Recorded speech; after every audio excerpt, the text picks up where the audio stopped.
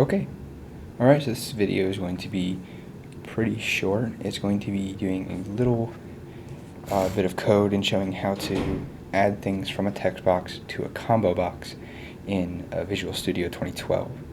So here are the requirements that are needed. We have to create a Windows Form application that will allow the user to enter into a text box and have that text sent to a combo box. We need to provide some kind of validation if the user enters no text.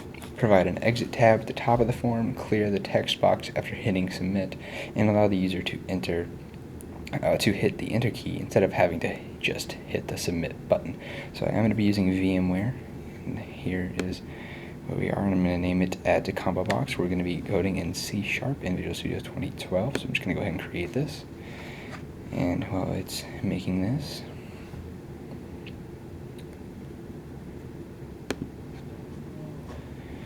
we're just going to be making sure we know what we need to do. So we have to have a text box, we have to have a combo box, and we have to have a button and an exit tab, and that's pretty much it.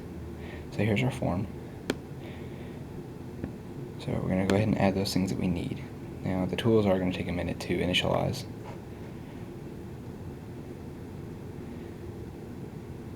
So on the GUI, it's very simple. We only need 4 things. We need the text box, the combo box, the submit button, and a exit tab, which are very, very simple things to add.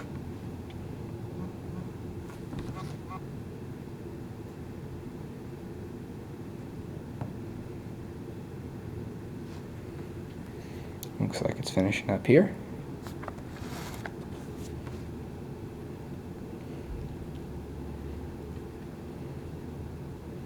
Okay, so we're just going to go to all forms. We want a button.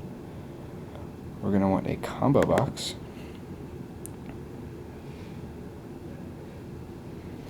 We want a menu strip and 1 text box. So that's all we need. So let's kind of just arrange these in any particular order. I'll just put them right beside each other. This is easier. Alright, so I'm just going to name this text box exactly what they have it named. I'm going to take away the 1 because it's my only one. Same with the combo box. I'll leave it as combo box. And for this, I'll change it to, say, to submit button. And I'll make it say submit as well on the text. Alright, and the last thing we need to do is add our exit tab. And there we go. So if I click this, it should be able to exit. So let's do that first. That's the easiest thing to do. So we're going to double click on our exit, or you can type it all in manually in the code view, but I just like to double click because it automatically creates the event.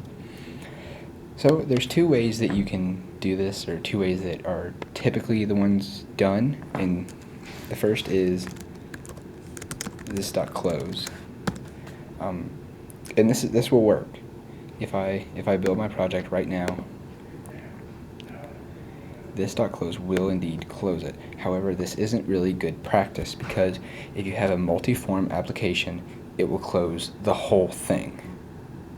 So the one that we want to use is actually application.exit, so that if you have one instance of the form open, if you hit to close it, it will only close that one. It won't close the whole thing. So now that that's done, application.exit will work. We're going to go ahead and click on this submit button to make an event handler. Now, it's very, very easy to add items from a text box to the combo box, because there's already a list associated with a combo box. So the first thing I'm going to do is an if statement. And this if statement is going to say that if text box dot text equals nothing, then we want to do an exception. So we're going to do a message box dot show. So we want to say some stuff to the user, and we want them to please enter some text, because they can't hit submit if it's going to be empty. So let's run this right now so you can see what's going on. So I haven't done anything, hit submit, It's going to say, please enter some text. So now if I type blah, blah, blah into this, hit submit, that's not going to pop up. Granted, it's not going to do anything because we haven't added that functionality. So let's just get out of that. There's another way that you can do this if statement, and it's actually the way that I like to do it, and it's, I think, better. It's textbox.text.length, and we're going to set that equal to 0. That way, that instead of just looking at the actual text, it's looking at what is in there. And if there's nothing in there, if the length of the text entered is 0, so there's nothing, then it's going to add this message box. And that's what I like to do better. So now I'm going to add an else statement, because if the validation works, we want to add something to the combo box. So in other instances of people trying to do this online, I've seen them try to make a new list, and you don't need to do that because there's already a list associated with the combo box. So our combo box is in combo box. So combo box dot item items dot add, and then that's all you have to do. And we need to tell it what we're going to add, because it doesn't take 0 arguments. This system here, it doesn't take 0 arguments. It takes more than that. And we're going to add our text box. So it's going to take that argument now. So if we run this, if I hit submit, once again you see that I need to enter some text. So I can type GUI, and then we'll submit. Well, look at that. Now we have GUI in there. We can click on that. But what is the problem here? The problem is that in order to go in and erase and enter another one into this, I have to go in and erase this to type in all this.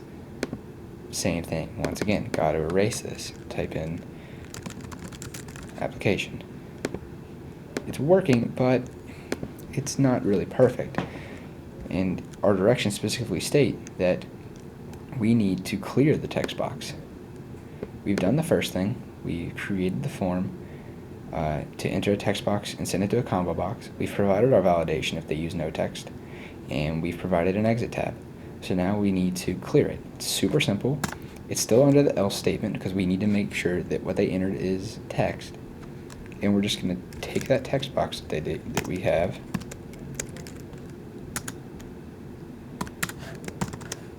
and we're going to clear it. We're going to say we don't want anything in there. Once you add it to the combo box, clear it out. So let's look at it again. So I can type in application, submit, and if you notice it's gone now, but it is over here. Exit still works. Now we only have one more thing we need to do. It's not code view at all. It's actually just on the form. We want the user to be able to hit enter instead of having to hit the submit button. And the way that we do this is on the form. So just the form, not the button, not the combo box, the form itself. We go up here, and we're going to go to accept button, and we're going to go to our submit button. So that's going to say that when we hit enter, it's going to click the submit button for us. So I can type in this, and now if I hit enter, it's going to clear that out, and all of our application is working now. We have the exit button, and we have the perfect functionality that we wanted of the text box sending the text that it had to here, to our combo box, and it's clearing out. Now the one thing I would change if I were actually doing this normally is I would change the drop-down style to a drop-down list, so that